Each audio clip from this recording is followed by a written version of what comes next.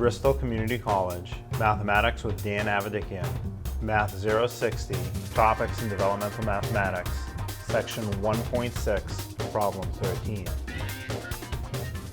This is Section 1.6, Problem 13. We have 88 times 30. So the 0 from the 30 is especially easy. 0 times 8 is 0. 0 times the next 8 is 0 again. And that takes care of the 0. So now I have to multiply the 3 times the 88. So as I start, I can't put my first answer right under the rightmost 0. I either have to automatically move over one spot to the left, or you can fill in that spot with a 0 if you like. Either way.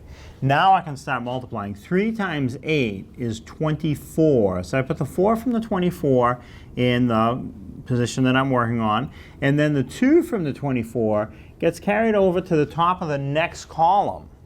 And now I'll multiply 3 times the next 8, which again is 24, but I have to add the 2 from the previous multiplication that was carried. So I have to do 24 plus 2. 24 plus 2 is 26.